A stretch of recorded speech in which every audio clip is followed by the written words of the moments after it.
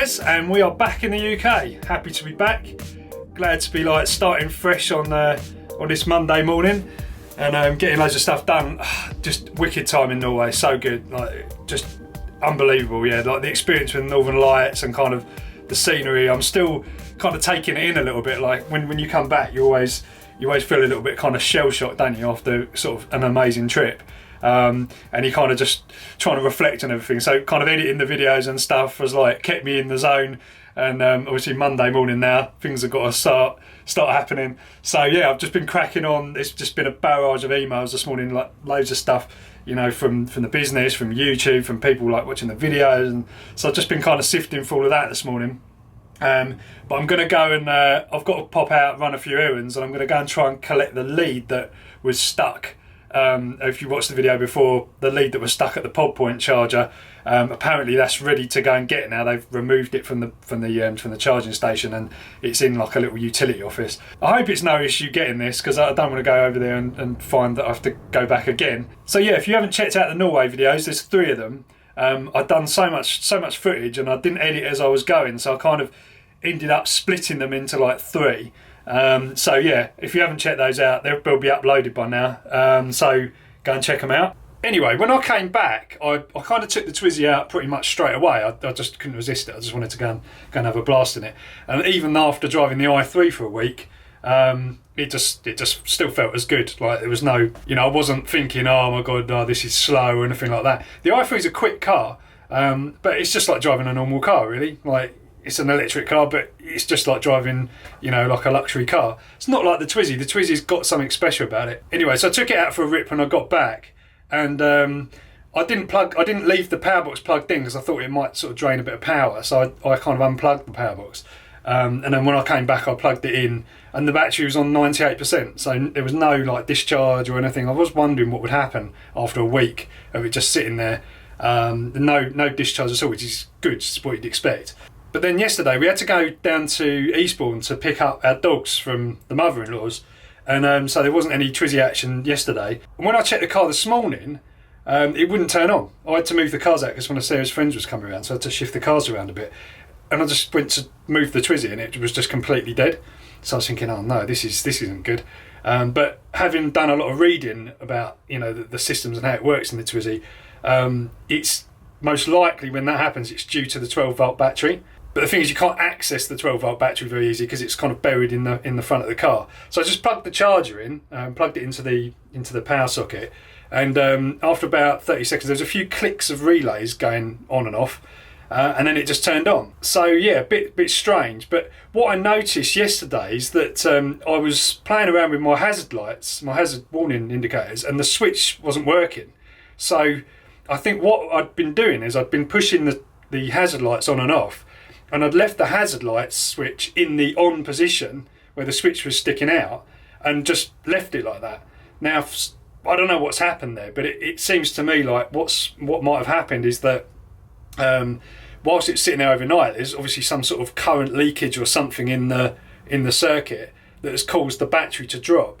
The power box is connected still, but that hardly takes any power. It doesn't take virtually anything when it's just sitting there. So yeah, a bit weird. I put my little 12-volt accessory voltmeter thing into the socket. It was showing about 11 volts just briefly as I turned the ignition on, because as soon as you turn the ignition on, it starts charging the 12-volt battery. But you can see briefly for a couple of seconds the real voltage of the 12-volt battery, and it was showing about 11 volts. So something strange has happened there. So I definitely need to get this fixed. So yeah, anyway, the car is still plugged in, and it's basically on 100% battery, but the 12-volt, I'm just trying to charge this 12-volt battery up a little bit, which should be fine. I think it should just recover, and then obviously when you're driving about, it's going to charge it even more. Oh, I've got a terrible cold, by the way. My lips have just got completely chapped from being in the cold temperatures and stuff. But anyway, hopefully it'll be all right, and I won't get stuck today. So anyway, let's make a move. Disgusting day today, terrible. It was so nice yesterday. It was really nice to drive the Twizy in the dry. The first dry day of races, but unfortunately I didn't film anything. Right, my first stop off, and seeing there, I don't know if you can see that. That's saying 14.3 volts. So it's going up slightly. Right guys, I've just done one of my little errands and just come back to the car, restarted it. It's showing 39 miles now. So it's interesting, I think that's temperature, you know. I think that's because I drove it a little way and it was showing like 35 miles and the temperature's obviously gone up and it's gone up to 39 miles, which is good.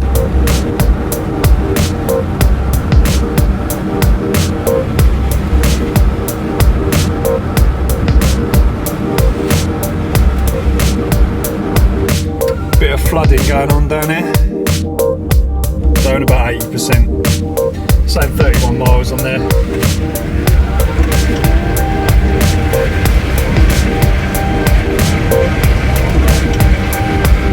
Right guys, I've definitely been doing an eco drive here.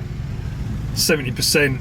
I noticed for ages actually that one battery bar was missing for quite a long time and then two went down in one go. So it's kind of weird, but still saying 30 miles on the clock. So you really can eke out the range of this little car. Again, I probably haven't been holding up traffic, but hey, I'm still I'm within the speed limits and everything else. So this is where the very nice lady called Laura from Pod Point is saying that we've got to go to get our lead back.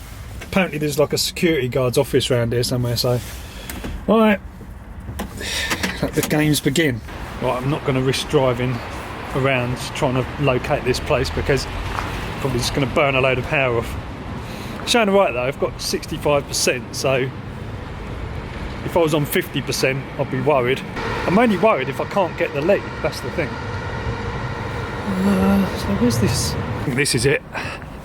This building up here, it's got a camera on it. Looks like some sort of site office. Aha! Got the lead back, and yeah, good bunch of guys in there.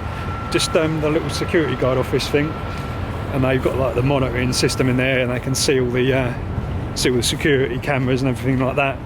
But yeah, just made me a coffee and everything.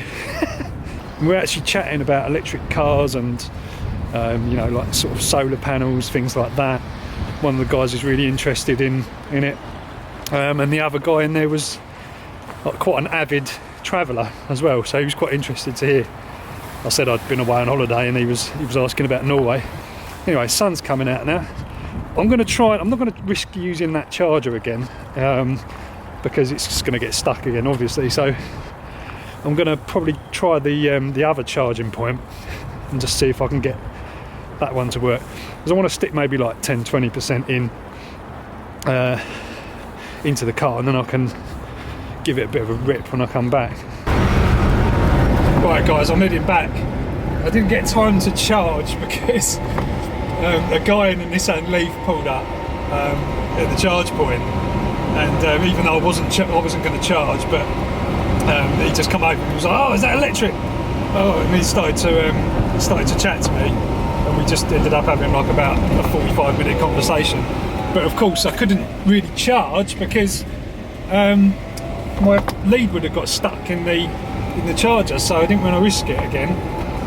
But I could have done with a bit of charging. But we're on 58% now, and I'm on the way back. So just crazy the sort of people you meet, and it's like electric cars are very much here, just not a normal thing yet. So there's almost like a kind of a bit of a cult following with everything electric, which is really good.